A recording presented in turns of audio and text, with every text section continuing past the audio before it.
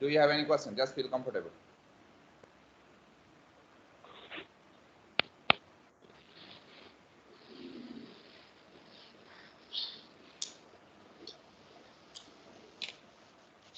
So we were discussing the. If you have any questions, just feel comfortable and ask. Otherwise, please mute your mic.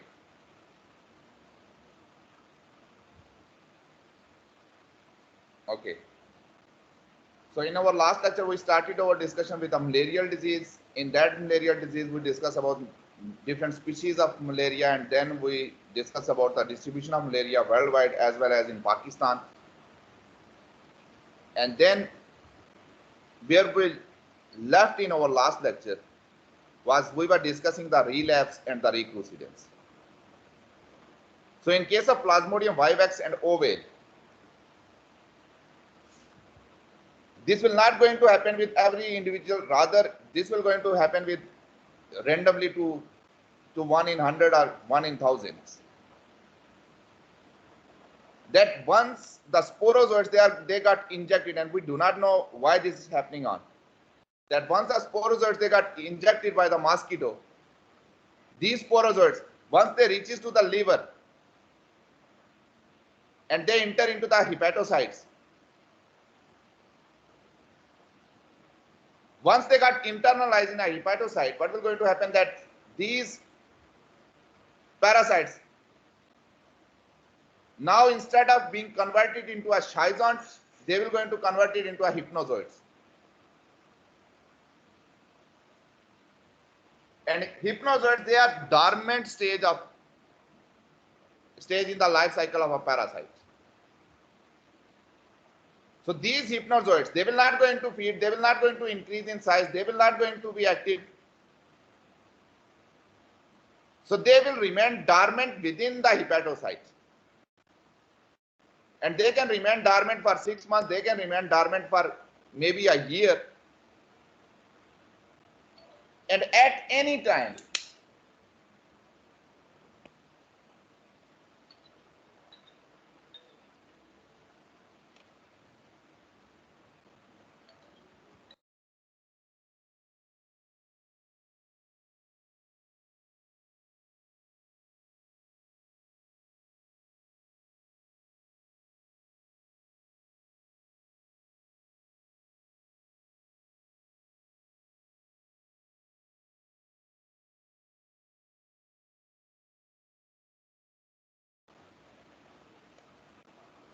so at any stage, once they got hypnozoites, they will no longer be active. So they will remain dormant for maybe 6 months, sometimes possible 3 months, sometimes possible 1 year. And although we do not know the exact reason how they become active, so they randomly become activated and start their active life cycle again. They will develop into the schizont, they will undergo schizogony, they will have an exoerythrocytic cycle, and then it will followed by an erythrocytic cycle. So after remaining dormant for 6 months, 1 year, 3 months, so these parasites they will go into active again, and now the person will going to experience the real infection. And because of those hypnozoites, what will going to happen that you see infection in extreme summer and winter. That's why malaria Plasmodium managed to continue its life cycle despite of losing the vector for 3 to 4 months in a year. And that concludes my discussion on relapse. Relapse does not occur with every species. Rather, it occurs with Plasmodium vivax and Plasmodium ovale.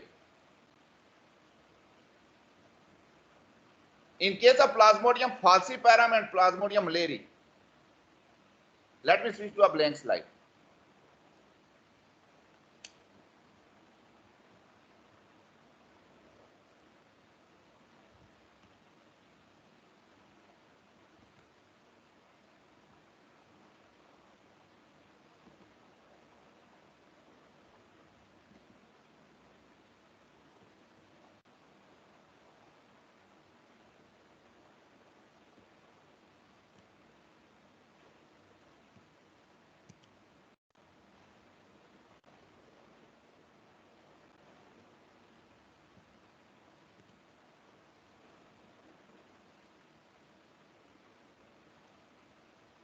So as relapse occurs in Plasmodium vivax and Plasmodium ovale, in case of Plasmodium falciparum,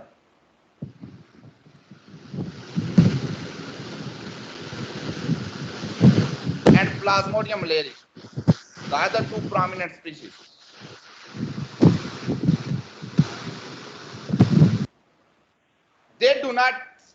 We do not see any relapse in the infection caused by Plasmodium falciparum and the Plasmodium leri.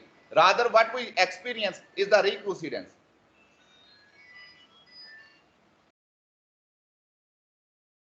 What do we mean by the recrudescence? That once Plasmodium falciparum or leri enters into the body of host,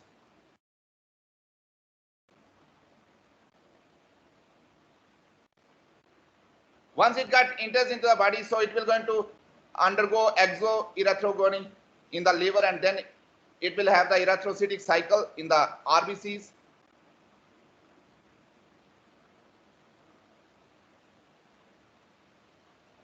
And you will have the real infection. The person will have all those signs and symptoms of malaria. And after some time, what will going to happen, that your immune system will be activated.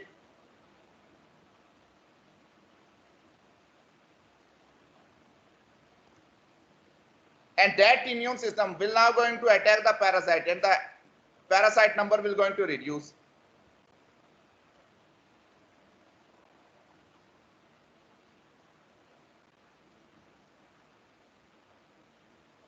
And as the parasite number will going to reduce, the person will going to show the signs of recovery.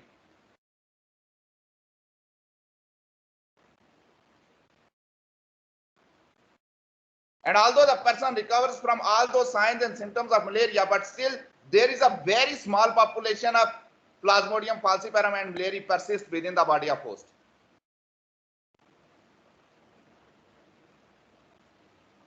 And that small number is never ever sufficient to cause the signs and symptoms of an infection. They are never ever sufficient to make a person sick, so the person appears to be recovered. And in response to this, your immune system will no longer will be activated. So after some time, it can take about a year, it can take about 6 months, it can take about a couple of years. So what will going to happen, that eventually at any time, when your immune system is being dumped, when you are in stress, once again the parasite starts a very active cycle, its number will going to increase, and once again the person will going to experience the signs and symptoms of falciparum. That's recrudescence. Recrudescence is different from relapse in a sense that in case of relapse there is a dormant stage, while in case of recrudescence the parasite number is reduced to an extent that the person appears to be recovered, but actually the parasite is not eliminated from the body of host. Do you have any question regarding the recrudescence? And now we're going to move on to the sign and symptoms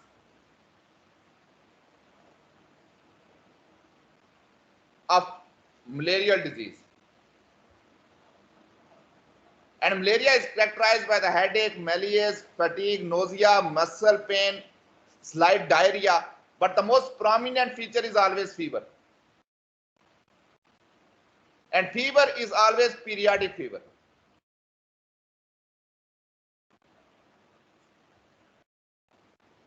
What do we mean by this? That normally it varies with the species of Plasmodium.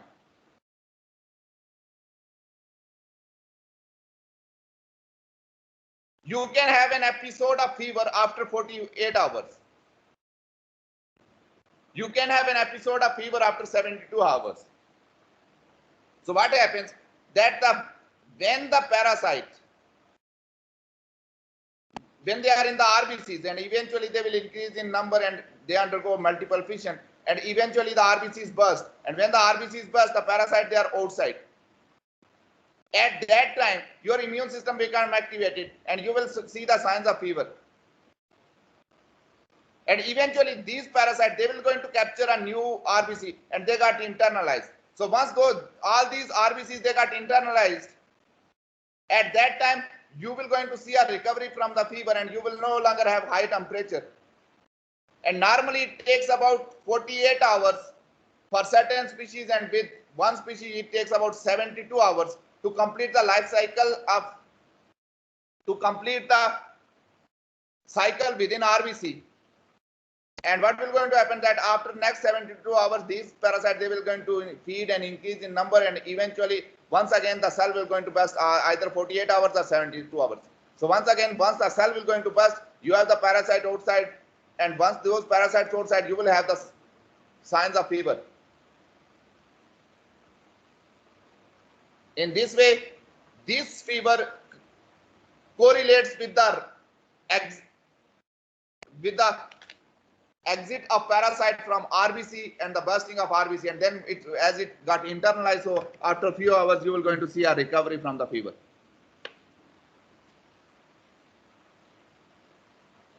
Periodic fever, the most prominent sign of malaria.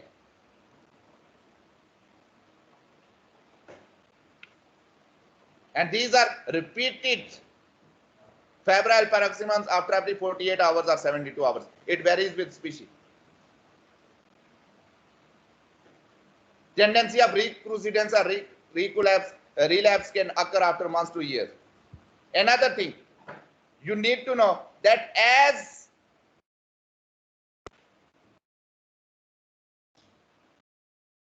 Plasmodium parasite invades the RBC, so at the end of the cycle, it destroys the RBC. So your RBC count will be reduced. So that relates to the anemia. That also leads to a destruction of the platelets. So we name it as the thrombocytopenia. You can have the signs of jaundice because as it invades the hepatocyte, so the function of liver got compromised. As your immune system got activated again and again, that leads to the hepatosplenomegaly, enlargement of either spleen or liver. And this is only possible in case of chronic infection. You can have the respiratory distress. You can have the renal dysfunction, and these are a hypoglycemia, mental status, and all those splenomegaly syndrome. So all these are the clinical presentation that will going to happen in case of chronic case of malaria. A malaria that is not being treated.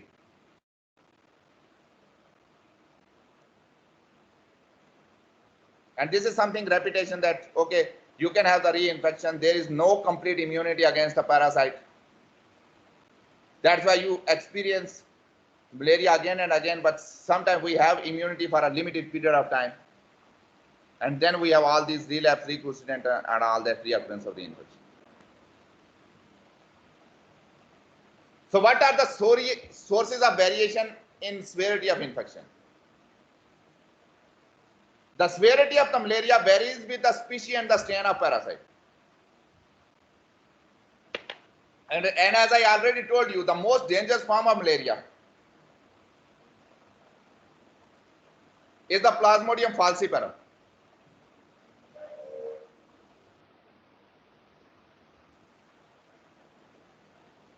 Why this is most dangerous form? Because this Plasmodium can invade RBC of every age.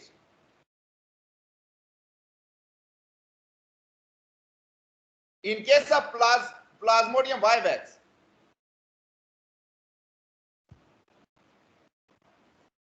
it can invade only old RBCs. So it can only infect a fraction of RBCs. It do not have the capacity to enter into the young RBCs. So it only invades old RBCs. While in case of Plasmodium malariae, it invades only young RBCs. So the most rare form falciparum, because it has a greater scope. This can invade RBC at any stage.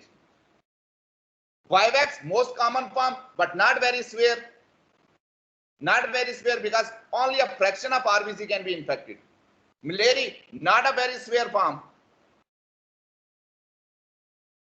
because it can only infect a fraction, because at any time young RBCs contributes only a fraction of RBCs in your body. Secondly, the second factor is always the geographic origin of the parasite. And then you have the host factors like age, immune status, general health conditions, and the chemotherapy used, because that will going to dump your immunity. That's why the young children and very old people, they are most severely affected by the Plasmodium, because they are not immunocompetent. We have majority of deaths in Africa and Asia. Africa, why? Because they have the poor health status. So all these things, they contribute to the severity of the infection.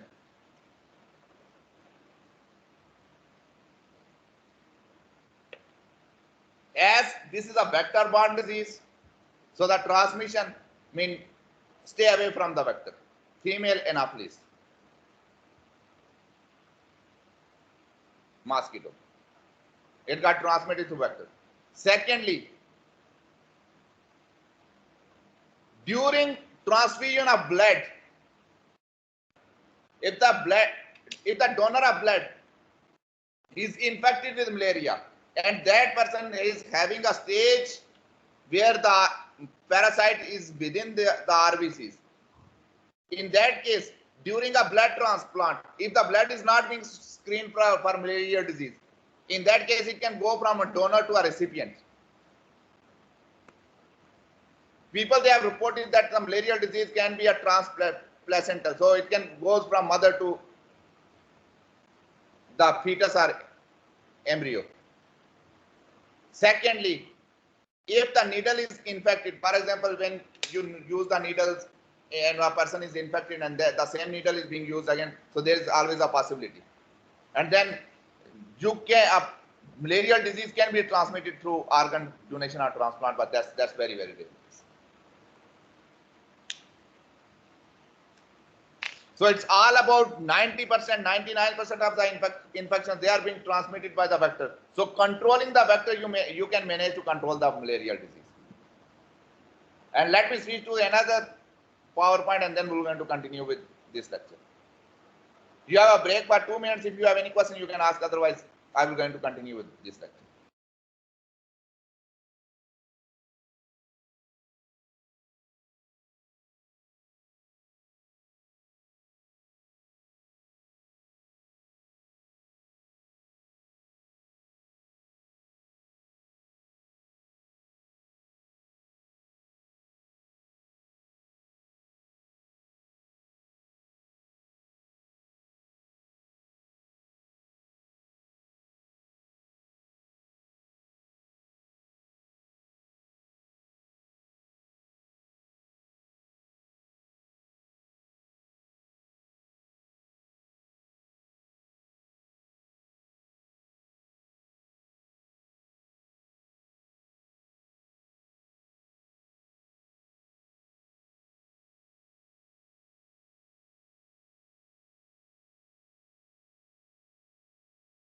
Please confirm me if the new slide is visible on your screen.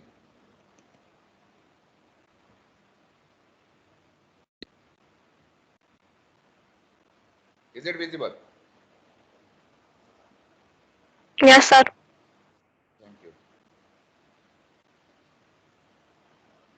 So now we're going to discuss about the incubation period. We define incubation period as the time of entry of parasite and the appearance of signs and symptoms. So the incubation period varies with the species. So normally in case of Plasmodium falciparum, you have an incubation period of 7 to 4 days. And let me ask you a question. What do you think, at what time a person experiences the signs and symptoms of malaria? At what stage of parasite?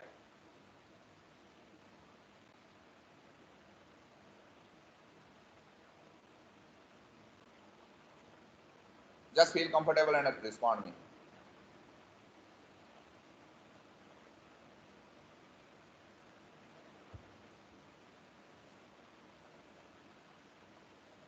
The incubation period includes, once a mosquito injects the parasite to the body, this is the time when it starts. And it injects the sporozoites, which are the infective stages. At that time, person do not have any signs and symptoms of that disease. Once the sporozoites, they will inject it, they will spend 24 hours in the blood. After 24 hours, they will going to invade the liver. in the liver, they will develop into the schizont. At that time, you do not have any signs and symptoms of disease. The schizont will undergo schizogony and releases the merozoites. Even at that time, you do not have any signs and symptoms of disease. These merozoites, now they will invade the RBCs. And then once in the RBC, they will increase in size, increase in number, and eventually RBC burst. And when the RBC burst, now the parasite got released into the blood. At that time, you will have the fever and all those signs of disease. So this is the time. This is all incubation period. When the parasite is being incubated in your body, and the parasite number is increased to an extent when you have the signs and symptoms of the disease. So in case of Plasmodium falciparum, the incubation period is 7 to 14 days. In case of Vivax, it's about 12 to 17 days. In case of oval, it's 9 to 18 days. And in case of malaria, it's 13 to 14 days. And look at the relapse. Is relapse possible after 20 years in case of oval?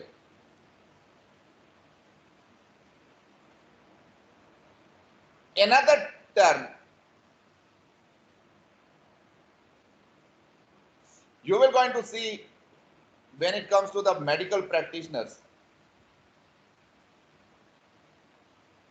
One is then they normally use the word empty, and then they will going to use another term as the BP. And that relates to the fever episodes. As you know that Plasmodium falciparum, Vivax and oval, they takes about 48 hours on average in an RBC, and then the RBC bursts. While Plasmodium malaria is little slow in development and division within the RBCs, so it takes about 72 hours. So when they use the term MT and BT, they relate it to the episodes of fever with reference to malaria. MT refers to the malignant tertiary malaria, and BT refers to the benign. Benign means localized, not very severe. As falciparum can invade RBCs of all ages. That's why the malaria caused by the falciparum is very severe. That's why people use the word malignant with falciparum. While other three species, they invade RBCs of only a specific age. That's why they cannot infect every RBC. So that malaria will be benign. So as episodes of fever appear after 36 to 48 hours, so in case of Plasmodium falciparum, the malaria caused by the Plasmodium falciparum, we name it as the malignant tertian fever or malignant tertian malaria. In case of Vivax, we name it as the benign tertian malaria. For oval, they have another term, is oval tertian malaria. And the fourth one is the quartan malaria. That is only important, that only happens in case of the Plasmodium malaria. That takes about 72 hours. So these are general terms that you need to know regarding their clinical name, that when you have the episodes of fever, because we relate malaria with fever. That's the most prominent sign. As far as the diagnosis of malaria is concerned,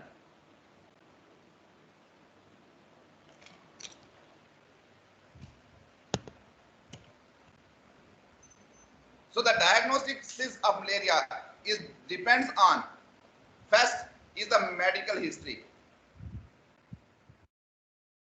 That the person says that if a person visits a hospital with a claim that I get a fever and then I recover for a couple of days, and on my third day or fourth day I get a fever again. So that always suspect if the person is living in an endemic area where you have the mosquito population, especially that vector that is female enough this vector, people they always suspect it for malaria disease. That is being followed by physical examination. And then as far as the lab test is concerned, in clinical labs, as this is a blood parasite, So you need to take the blood samples. So you need to take a drop of blood from the skin, put them on a slide, and then just prepare a blood smear slide. And then as you need to look the Plasmodium parasite within RBC, so you have to magnify it 1000 times. I mean, use 100x objective lens under the microscope. And if you find a parasite within RBCs, because you know that RBCs do not have any nucleus, so if you see any nucleated body,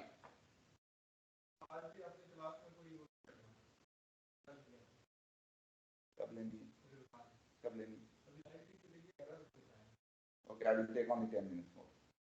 Thank you. So as there is no nucleated body within the RBCs, so if you find all these nucleated bodies, because the parasite is very, very small, in that case, that always suspect and confirm the diagnosis that there is some malarial disease. Secondly, you have also the ELISA and all those PCRs that are modern diagnostic techniques, but they are not being practiced in clinical labs. They are mostly used for the purpose of research. So that concludes my discussion on diagnosis of malaria. Risk factors. So if you are living in an area where malaria is endemic and the vector is there,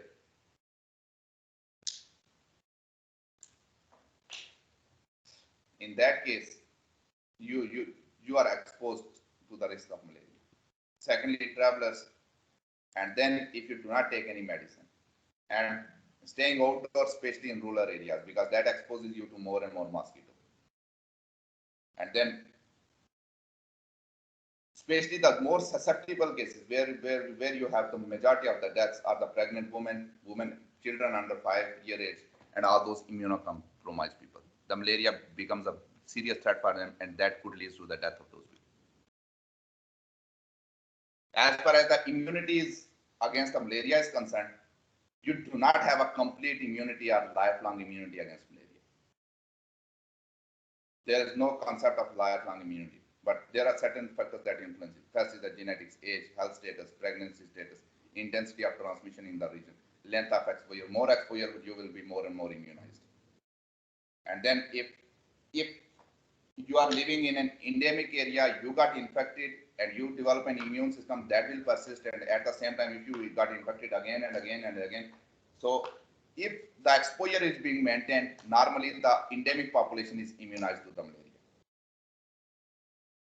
And once if someone is going to travel outside, spend few years outside, and do not have any exposure to the malarial parasite, at that time, what is going to happen that people, they will lose the immunity against malaria. That's why I use the word, there is no concept of lifelong immunity. You are immunized as long as you are exposed. So if someone is going to spend some years outside the region where you do not have the malaria like European population, in that case, what will going to happen that if the person once again visit an endemic area, that person is always susceptible to be infection, and that person will be symptomatic again. So these are all factors contributes to the immunity. Yes, local population living in an endemic area, they are mostly immunized because they are being exposed again and again to the malaria.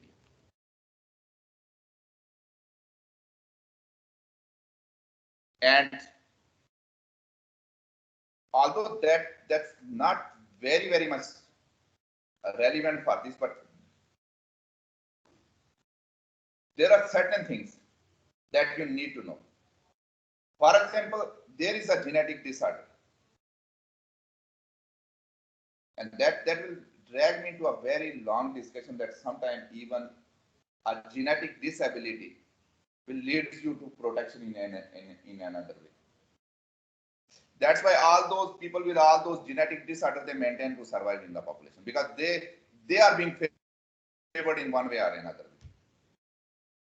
One is the sickle cell anemia. If someone is infected with sickle cell anemia, that's a syndrome of RBCs.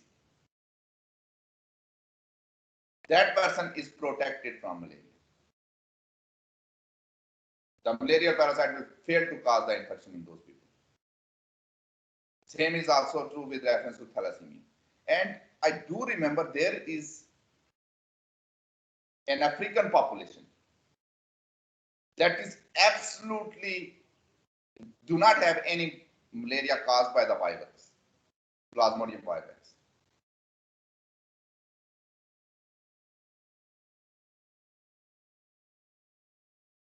Because there is an antigen present on the surface of RBCs and we name that antigen as Duffy antigen.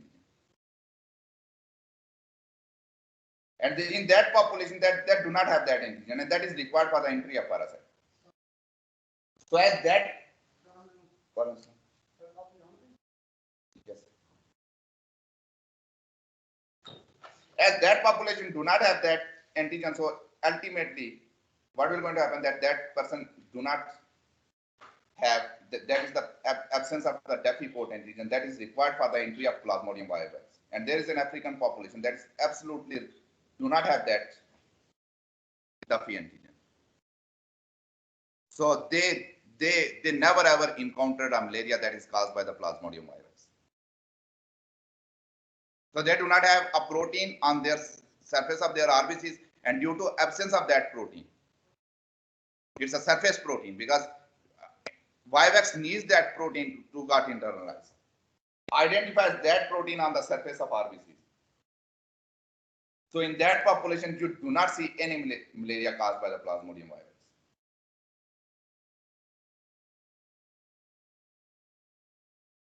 And that's about the acquired immunity.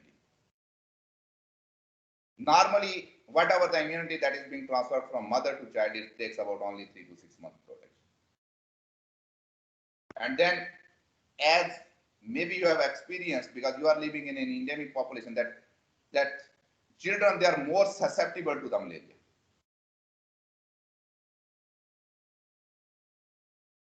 And by the age of 5,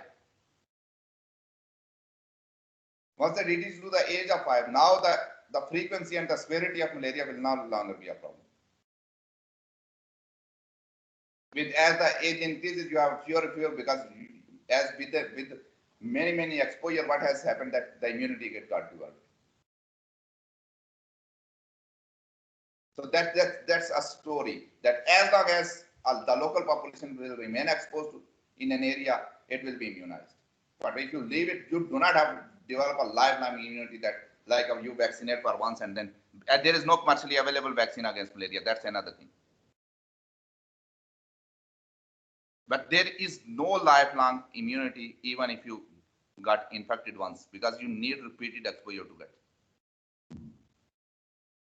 And now we're going to move on to the treatment.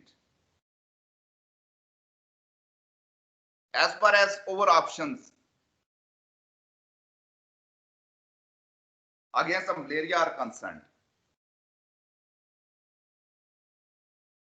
the first drug that was developed and that was identified against malaria was quinone. And people in 18th century, 19th century, even in 20th century, that was the only option that was available for people to be used against malarial disease. Quinone has its own side effects, but that was only drug that was used in 18th, 19th, and 20th century. During the World War II, the Japanese, they control those areas where we have that tree from which we extract that quinone. Because Japanese, they knew that because the scene of the war in the history was decided on the basis of malaria. Who managed to control the malaria very well? So as Japanese controlled those areas, so Americans, they were left with no other option. So Americans, they carried out a research and they came up with another drug during the World War II. And that drug was chloroquine. In the entire history of the drug development of the malaria, the chloroquine was the best and the most effective choice against malaria. Chloroquine has very limited or no side effects and very, very effective against every form of malaria.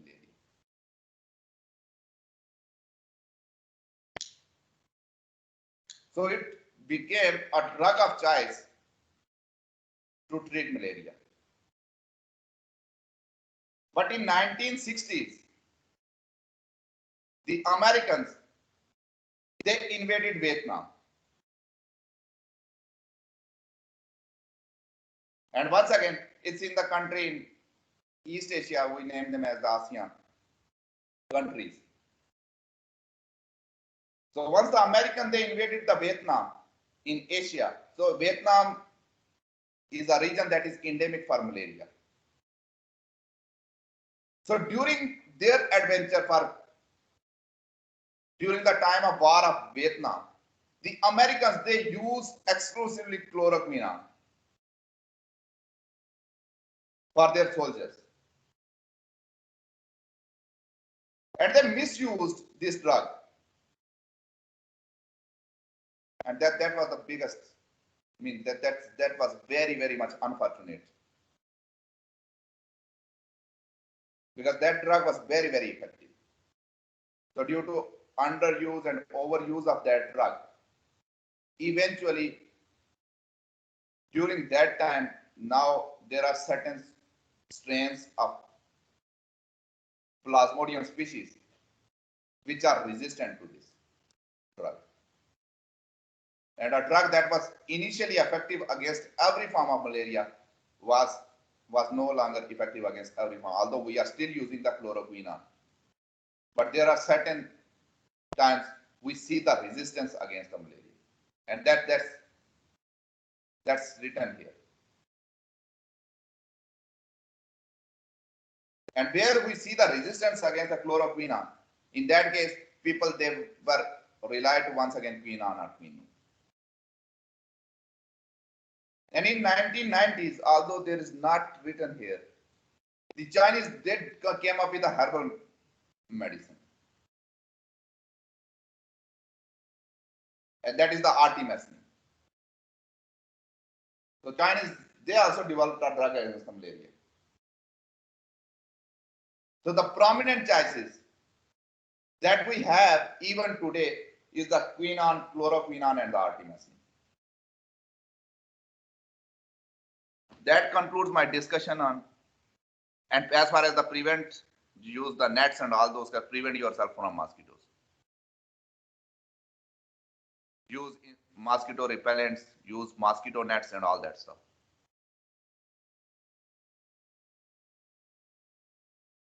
And these are all options available because now we have see the resistance. And even in my population,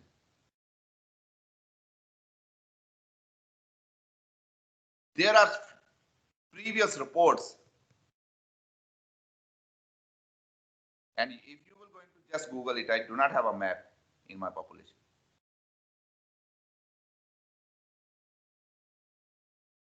And give me a couple of minutes so that I could switch to that slide.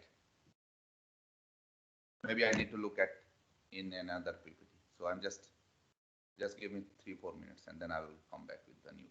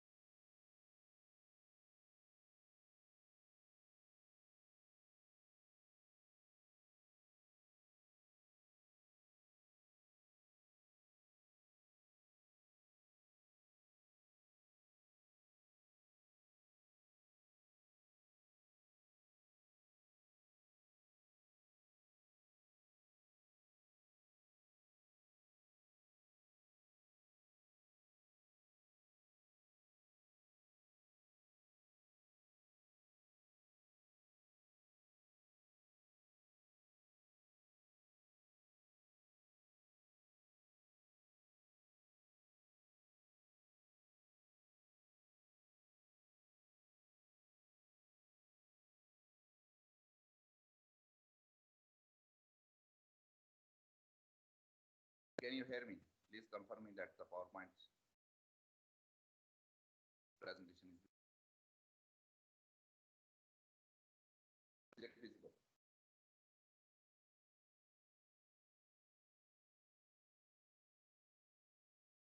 Can you hear me?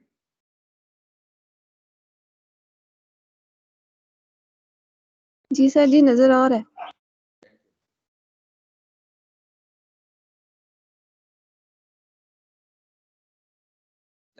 These are all endemic areas. That's the map of distribution. We already discussed about it. And what are the challenges? Because the malaria is very, very much prevalent in our. So we failed to develop. There is no commercially available vaccine against malaria. And what are the challenges in the development of vaccine against the malaria? The first thing is that we have 5 different species of malaria. And even if we develop a vaccine against a single species, that may not be effective against other species. The second challenge, it's a huge challenge, that which target we need to decide for the development of vaccine. Because there are 9 different stages in the life cycle of malarial parasite. Just think about it. Sporozoites, then you have the schizont, then you have the merozoites, then you have macrogametocytes, then you have a microgametocytes. And then if you look at mosquito, there you have the zygote, there you have the oocnids, and then you have the oocyst, and somewhere you are going to see the hypnozoites. So 9 different stages in the life cycle. So if you develop a vaccine against a single stage and the Plasmodium parasite do not remain in that stage forever. For example, if there are certain vaccines, means certain targets people decided for vaccine. And one target was to target the sporozoites. And they used the surface protein of the sporozoite. But the problem for vaccine development against the sporozoite is that normally after entry, it is in the body only for 24 hours. And if that parasite manages to escape in those 24 hours, now it will be inside the liver in another stage. Another form is the merozoites. People, they decide the merozoites for their targets. But still, the challenge remains as it is that a fraction of population will be converted into gametocytes. And they will be successfully transmitted. Some people, they said, okay, we need to decide about the microgametocyte and the macrogametocytes. Still, in that case, what will going to happen that even those macro and microgametocytes, once they are close to the skin, they got immediately picked up by the mosquito. So very limited. So lots and lots of challenge when it comes to development of vaccine against the malaria. 9 different targets are available, but none of that target is remain as it is throughout the life cycle of a parasite. Secondly, people, they are not aware about malaria. They do not bother about the malaria, and we have lack of diagnostic facilities. And the most horrible story is that we have only 3 drugs to treat the malaria, and we see the resistance against those drugs. Even in my country, there are published reports that we have drug resistance against the chloroquine and all that stuff. So if we do not have any drug, in that case, how are we going to treat the malaria? In last 10 years, I mean 10 years back, the malaria was causing annually 3 million deaths.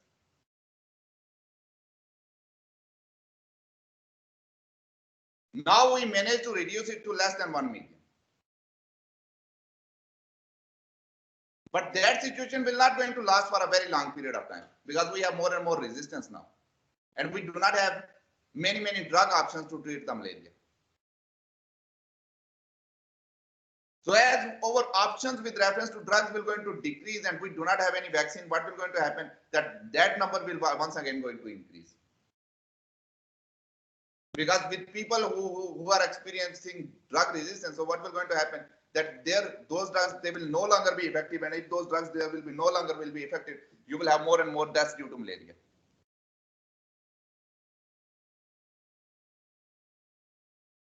Meaning there are certain things that are being already done, and I gave you a reference of James 2017. They use the genetically engineered sporozoites of Plasmodium falciparum, and they tested their vaccine. So they developed the vaccine against the sporozoites, and they tested against the human volunteers. But still, the problem is that only 30% of the subjects were immunized. And even those people, 30% who were immunized, they need booster doses. They need to, you have to vaccinate them again and again and again. So even the vaccine that was being attempted to be developed offers immunization to the 30% of those subjects, and even those 30%, they need booster doses. On the other hand, we see that drug resistance of the Plasmodium parasite against all. You will see the resistance of Plasmodium parasite against all those drugs. So it's like a battle, because malaria is very, very common. And we are ignoring it because we have one or two options available, and those options they are still limited. So it's like preparing yourself to a battle, because malaria is everywhere in my country, everywhere in this region. And once there will be a complete drug resistance, people, they do not have any option. So what's the way to move on with this? First, there should be more and more awareness. Early diagnosis and identification of index cases. Index cases are the first cases. And the appropriate use of available resources. Do not misuse the drugs against malaria. And I will going to conclude my discussion with a statement. I wish Plasmodium will be generous enough to excuse us in future, as we have ignored it. Lecture dismissed. Do you have any questions? Just feel comfortable and ask.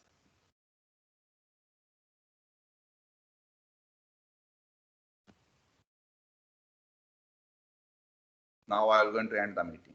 Thank you very much. Sir, chat section में question है.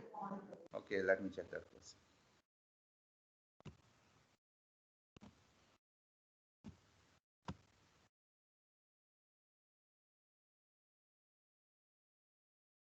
You just need to wait.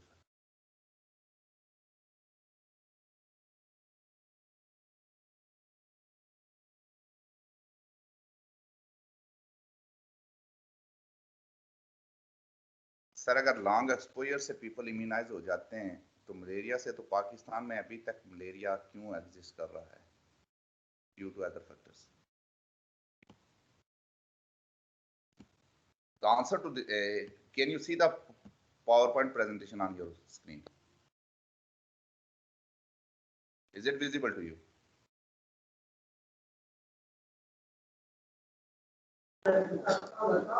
Yes, sir.